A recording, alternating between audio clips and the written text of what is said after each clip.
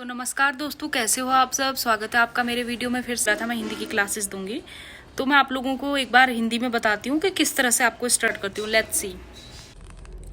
तो ये देख लीजिए आप, मैंने आपको क्या बताया, वर्णमाला, स्वर एवं व्यंजन। भाषा की सबसे छोटी इकाई वर्ण होती है, यानी कि ध्वनि होती है। ठीक हो गया। वर्णमाला, वर्णों का व्यवस्थित समूह को वर्णमाला कहा जाता है। कुल वर्ण कितने होते हैं? 52 होते हैं। 39 प्लस 13 स्वर। मूल वर्ण क्या होते हैं? 44। 33 व्यंजन प्लस 11 स्वर। उच्चारण के आधार पर अगर हम बोले जाएं तो ये दो टाइप के होते हैं, हास्व स्वर और दीर्घ स्वर। ठीक है। तो हास्य स्वर क्या होते हैं? जिन स्वरों के उच्चारण में कम समय लगता है, यानी कि आपको जिन शब्दों को बोलने के लिए कम दम लगाना पड़ रहा है, आपको दम लगाने वाली बात है ना, तो आपको जिन स्वरों के यूज के लिए कम दम लगाना पड़ रहा है वो हो गए हमारे ह्रस्व स्वर। दीर्घ स्वर, जिनको आपको खींच के बोलना पड़ रहा है, जिन वर्णों को, उनको क्या बोलेंगे? दीर्घ स्वर बोलेंगे। ठीक हो गया। अब बात आती है उत्पत्ति के आधार पर ये कितने तरह के होते हैं? मूल स्वर और स्वर संधि। ठीक है। मूल स्वर में आ गए आपके अ, ई, उ, री, ये मूल स्वर है हमारे। स्वर संधि क्या है? स्वर संधि में अ आ गया, ई आ गया, उ, ए, ऐ, ओ, औ। ठीक है।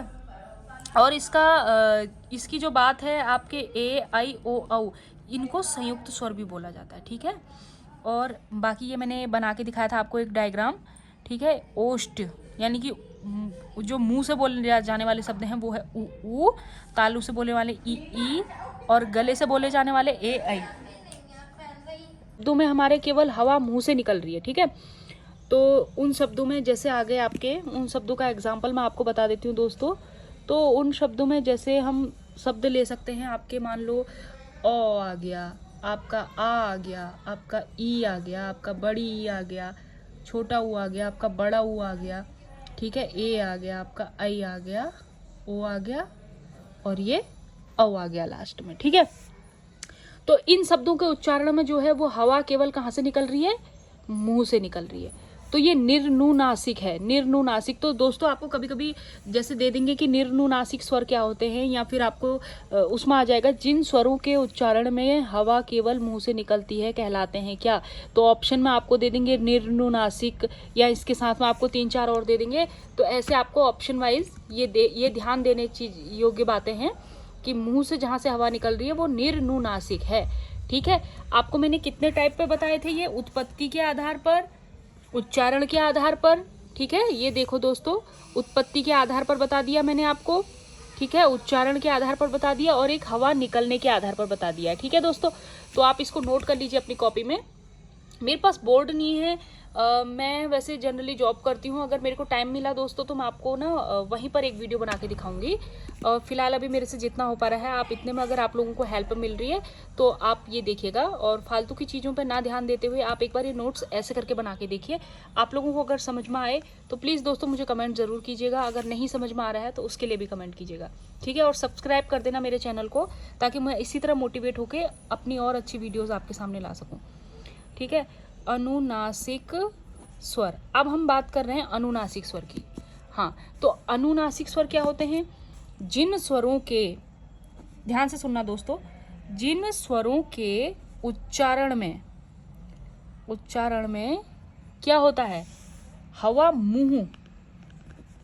हवा है, यानी कि मुंह और नाक दोनों साइड से अगर आपकी हवा निकल रही है तो ये कौन से शब्द हैं? ये अनुनासिक स्वर हैं। इनका एग्जाम्पल लिख लेते हैं दोस्तों। जैसे मैं इनका आपका एग्जाम्पल दे दूंगी। जैसे आप अ के ऊपर चंद बिंदी लगा दीजिए, आ, मतलब आप देखेंगे ये नाक से भी बोले जा रहे हैं। ठीक है। ये नाक से भी बोले जा रहे हैं। तो ये जो शब्द हैं हमारे, ये क्या है?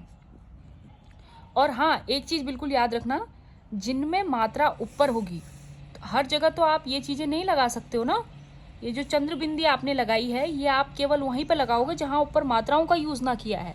लेकिन जहां मात्राएं यूज हो गई वहां आपको इस बिंदी का यूज करना पड़ेगा।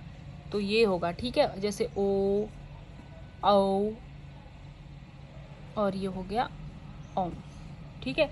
तो ये इस तरीके से बोले जा रहे हैं। आप इनको एक बार नाक से, कहते हैं ना कुछ लोग नाक से बोलते हैं, तो ये वही नाक से बोलने वाले वर्ड हैं। ये अनुनासिक स्वर कहलाते हैं हमारे। तो हवा निकलने के आधार पर कितने टाइप से हो गए? दो टाइप से हो गए। निर्नुनासिक स्वर हो गए और अनुनासिक स्वर हो गए। ठीक है। तो इनको आप नोट कर लीजिए अपनी कॉपी में। ये नोट्स आप लोग बिल्कुल बना लीजिए अपने साथ। ठीक है। अब हम बताएंगे अयोग्यवाह स्वर क्या होते हैं, ठीक है। थर्ड में हम डालेंगे अयोग्यवाह स्वर। तो अब हम अयोग्यवाह स्वर की बात करेंगे तो यहाँ पर हमारे अयोग्यवाह स्वर जो होते हैं वो दो टाइप से होते हैं। माफ़ कीजिए दोस्तों, मैंने एक हाथ से फ़ोन पकड़ा हुआ है और एक हाथ से लिखने में थोड़ी सी मुझे तकलीफ़ हो रही है, क्योंकि अभी वीडियो बनाने के लिए मेरे पास कोई स्पेशल वो नहीं है, ठीक है। तो ये हो गया अनुस्वार और विसर्ग, ठीक है। अनुस्वर और विसर्ग की बात आ जाती है। तो ये अनुस्वार क्या होते हैं, इनका उच्चारण जो होता है, इनका उच्चारण केवल कहाँ से होता है, केवल नाक से होता है, केवल नाक से होता है। अब नाक से होता है, इसका एग्जाम्पल जैसे अंग, जैसे हम अंग की बात करेंगे, हम जैसे इनका उच्चारण केवल नाक से होता है, मतलब अंग, क के ऊपर लगा दो अंग की मात्रा कंग, तो ये जो है अनुस्वर है। विसर्ग क्या है, अह, क के पीछे लगा दो कह, मतलब ये व्यंजनों में भी अगर आप ये यूज करते हो विसर्ग। व्यंजन क्या है, व्यंजनों की कुल संख्या 39 होती है, मूल व्यंजन कितने होते हैं, 33 होती है। तो दोस्तों अगर आपको व्यंजन के ऊपर पूरी डिटेल चाहिए तो आप एक बार मेरे को कमेंट करके ज़रूर बताना, और कैसा लगा आपको मेरा ये वीडियो ये भी ज़रूर बताना। और एक बार देख लीजिए, आज की क्लास में मैंने आपको इतना पढ़ाया है।